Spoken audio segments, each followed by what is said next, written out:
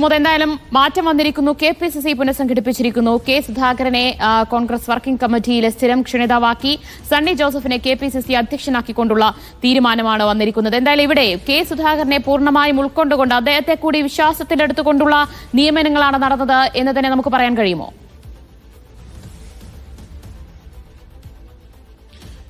അഹമ്മദാബാദ് സമ്മേളനത്തിന് തൊട്ടു മുമ്പായിട്ട് തന്നെ KC വേണുഗോപാൽ കെ സുധാകരനുമായി കൂടിക്കാഴ്ച നടത്തിയപ്പോൾ കൃത്യമായ ആശയവിനിമയം നടത്തിയതാണ്.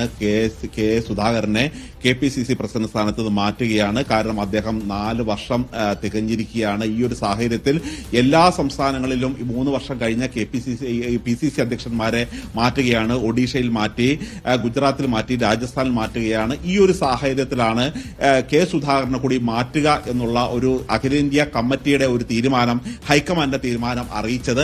അതിനുശേഷം പിന്നീട് അദ്ദേഹത്തിന് പക്ഷേ സാധാരണ ഒഡീഷയിലെ PCC പ്രസിഡന്റ് മാറ്റിയപ്പോൾ ഒരു പത്രക്കുറിപ്പിലൂടെ മാത്രമാണ് മാറ്റിയത്. പക്ഷേ കെ സുധാകരനെ പോലൊരു നേതാവിനെ അങ്ങനെ ഒരു പത്രക്കുറിപ്പ് മാത്രം നടത്തി മാറ്റേണ്ട ആള് അല്ല എന്നുള്ളത് കൊണ്ട് തന്നെയാണ് അഖിലേന്ത്യാ പാർട്ടിയുടെ അധ്യക്ഷനായ മല്ലികാർജ്ജുന ഖാർഗെയും മുൻ അധ്യക്ഷനും പ്രതിപക്ഷ നേതാവുമായിട്ടുള്ള രാഹുൽ ഗാന്ധിയും ഒരുമിച്ച് നിന്ന് അദ്ദേഹത്തോട് സംസാരിച്ചത്. മാത്രമല്ല രാഹുൽ ഗാന്ധി അദ്ദേഹത്തിനെ ആലിംഗനം ചെയ്യുകയും അദ്ദേഹത്തിനെ മല്ലികാർജ്ജുന ഖാർഗെ കൊണ്ടുവിടുകയും ചെയ്തിരുന്നു.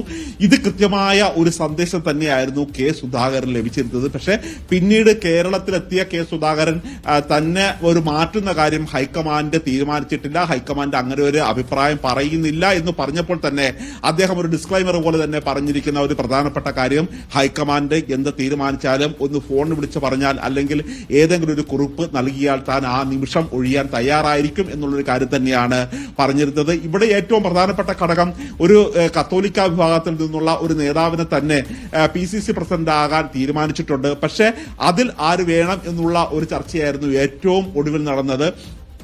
ഈ പേരിൽ മുൻതൂക്കം ആന്റോ ആന്റണിക്ക് തന്നെയായിരുന്നു. ആന്റോ ആന്റണി അദ്ദേഹത്തിന്റെ അടുത്ത സുഹൃത്തുക്കളും വിശ്വസ്തന്മാരുമായിട്ടുള്ള ആളുകളോട് കൃത്യമായി ഇക്കാര്യങ്ങൾ അറിയിക്കുകയും അങ്ങനെ മുൻ മുഖ്യമന്ത്രി ഉമ്മൻചാണ്ടിയുടെ കല്ലറയിൽ നിന്നും പ്രാർത്ഥിച്ചതിന് ശേഷം ചുമതല ഏറ്റെടുക്കാൻ അദ്ദേഹം തയ്യാറെടുക്കുകയും ചെയ്തിരുന്നു. പക്ഷെ പിന്നീടാണ് ആന്റോ ആന്റണിക്കെതിരെ വളരെ ശക്തമായിട്ടുള്ള ഒരു പരാതികൾ ഹൈക്കമാൻഡിലേക്ക് പ്രവഹിച്ചത്.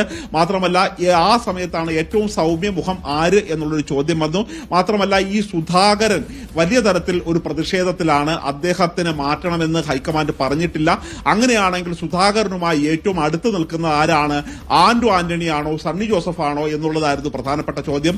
സുധാകരൻ മീഡിയ വണ്ണുമാടി KR സാജുവായി സംസാരിച്ചപ്പോൾ അത് കൃത്യമായി തന്നെ പറയുകയും ചെയ്തിരുന്നു. കാര്യം നേരത്തെ സണ്ണി ജോസഫിനോട് താൻ തലേ ദിവസം വിളിച്ച് ചോദിച്ചിരുന്നു, താൻ KPCC പ്രസിഡന്റാകാൻ പോവുകയാണോ എന്നൊരു കാര്യങ്ങൾ ചോദിച്ചു. പക്ഷെ അപ്പോൾ പോലും ഈ PCC പ്രസിഡന്റ് സുധാകരനെ മാറ്റിയിട്ട് സുധാകരന്റെ ഒരു അനുമതിയില്ലാതെ താൻ ഒരു പദവിയിലേക്കും ഇല്ല എന്നുള്ളൊരു കാര്യം തന്നെയാണ് പറഞ്ഞിരുന്നത്.